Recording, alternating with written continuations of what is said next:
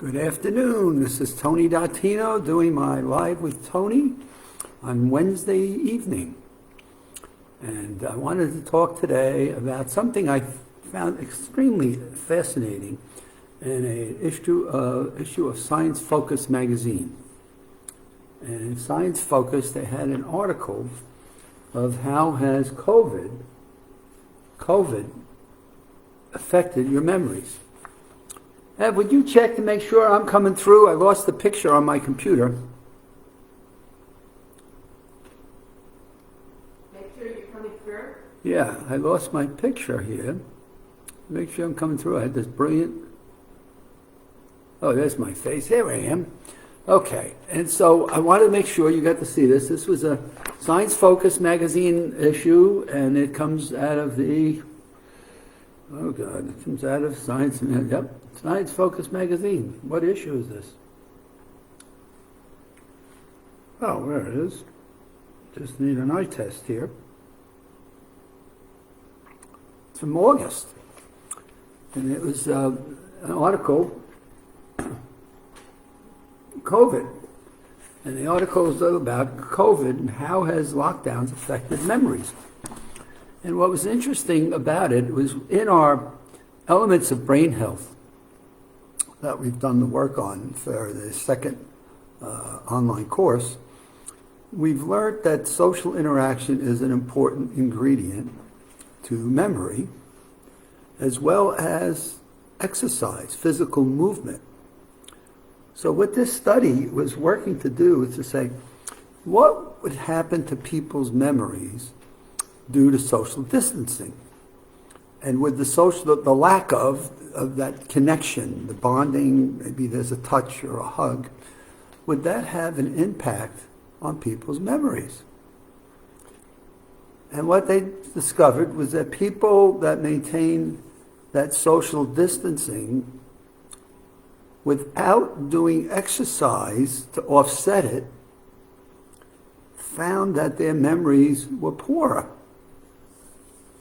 But follow what they did now. This is what was intriguing. They mixed two of the elements together. And so I don't know if that's a controlled study or not, but they mixed the element from our 6 elements of brain health, exercise and social interaction. They mixed them into one study. And what they discovered is that when people felt distanced without the exercise, they felt that their memories were poorer. However, if they physically did some activity and they found movement, then they didn't feel that their memories faded as much. Now, exercise, I've been talking about this throughout the pandemic. What they went to find out then is, well, then what kind of exercises were helping to offset this missing element of interaction, of human social interaction. And this is what was fascinating. I've been talking about this. No matter what you live and where you live, what your domain is, be it an apartment, be it a house, be it a studio, what they discovered is that it was important for people to have some level of movement. And it didn't matter if they just walked from one room to the other, or they took and changed their scenery and looked at one window to a different window. It didn't matter to get the benefits. And I found that extremely fascinating because it's everything that I've been talking about. People benefited just from moving regularly between rooms or moving from a building to a building if they could and maintain their isolation. It's not just the physical brain boost of the exercise, but moving to a different spot gives your brain a change of scenery as new inputs and environments that help keep our memories distinct. And I just want to go over that one more time because I think it's significant in terms of where we still may feel locked down. Yet you see football stadiums, we see the World Series stadium filled with people just desperate to get out, letting down sometimes our guards. We're still trying to get people vaccinated. And we've got this worry yet that still lingers over us of people still going to hospitals and still getting tested for COVID and still dying from COVID. And here comes along of, how's this going to impact our memory? And so if we didn't understand the importance of social interaction, how do we maintain in touch with people when they're 6 feet apart? That's not good social interaction. Maybe you can scream across the 6-foot boundary, but this notion of hugging and touching and people connection, you look at it in these stadiums, in amusement parks, people are they're not looking at 6 foot. Now, if you're in that mode and you want to maintain your 6 foot distancing, then you got to pick up the physical movement. And this physical movement says it's okay. People benefited not just from moving from between rooms or buildings. So they didn't just benefit from the moving of the rooms, but it's the physical brain boost of exercise. Moving to a different spot gives the brain a change of scenery as a new input and an environment that helps keep our memories more distinct. I thought this was fascinating because what it really says is if you just understand these things, it makes a huge difference. So I'm thrilled to report, I got to meet, we've talked about this on a number of my Live with Tonys.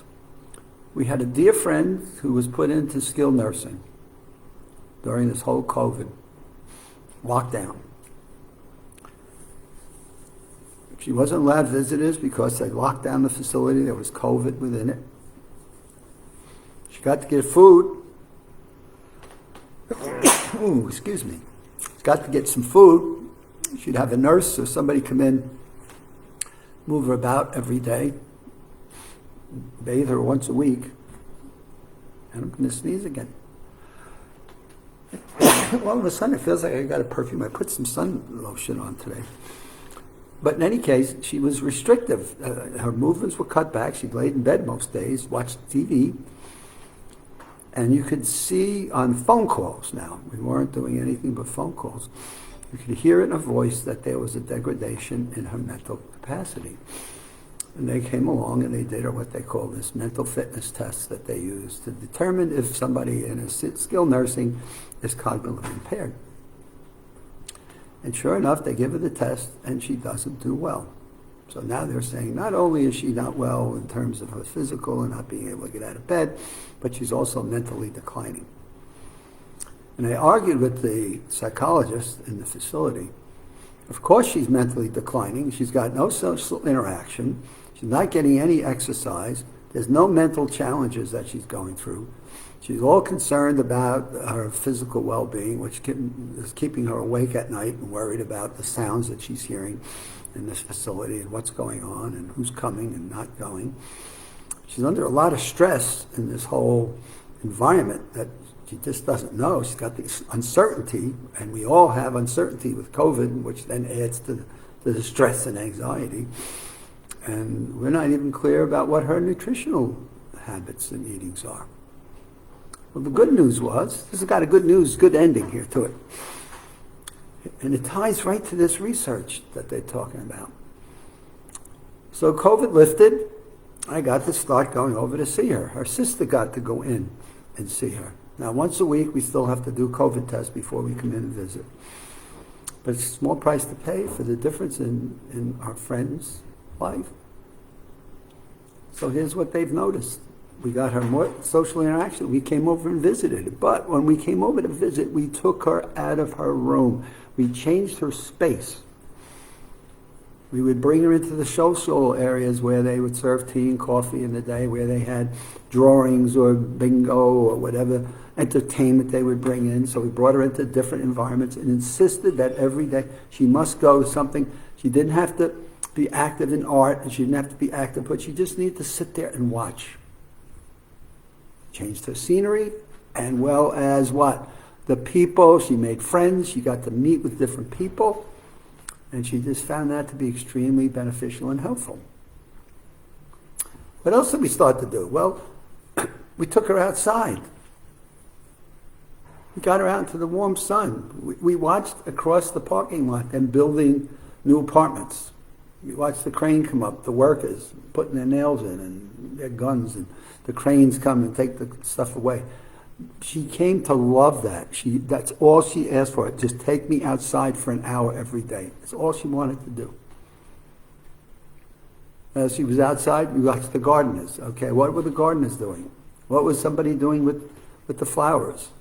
Who were the other people coming in? Just brought her into a social environment. It totally took her stress levels back down. Her sleeping levels got so much better. Now we're working on seeing if we can get her back mobile, that she can at least get out of bed and take a few steps every day. Our muscles have obviously atrophied. We've paid the price for a year's worth of a lockdown. But we're building it back up. But here's the great part of this story. It's totally, damn, this thing. They redid her test. Would anybody want to take a guess at how she did? The miracle of social interaction, mental stimulation, 15 out of 15. Oh, she's not cognitively impaired anymore. What a surprise. Not to me, but certainly to the medical people within the facility. Like, what happened? What happened is she got re-engaged in the elements of mental health. I brought crossword puzzles. I do crossword puzzle with her every other time. We watch different TV programs. We mix. I got her watching sports again. I go sit there and watch sports. Hey, let's go watch this. Let's go. We're watching some TV programs that are a little different than what she's used to watching, of Law and Order. And it's got a regular routine. We broke some of her routines. And what a difference on my last few visits. This woman's alive. She's as sharp as can be. I tell that to the care people there. Don't pass and put anything that you think you're going to be putting over on her, because she's fully alert. She knows everything going on. And by golly, what a difference it makes in her well-being. And boy, am I going to close this out with a real big hello to Salongo, who I have not seen on a broadcast in ages. I sure hope you're doing well. It's great to see you. Yep, she's recommending exercise, meditation. I've been recommending that to people, and following one's own calling. So Salongo, it's great to have you back. I hope you've been well and all good things happen. And I hope all of you have had a chance to tune in to the YouTube channel of the USA Memory Championship. The USA Memory Championship is on the YouTube channel. We just did it on October 23rd. And I hope all of my Live with Tony audience can reach out there, YouTube, USA Memory Championship, and get to see the results of Saturday.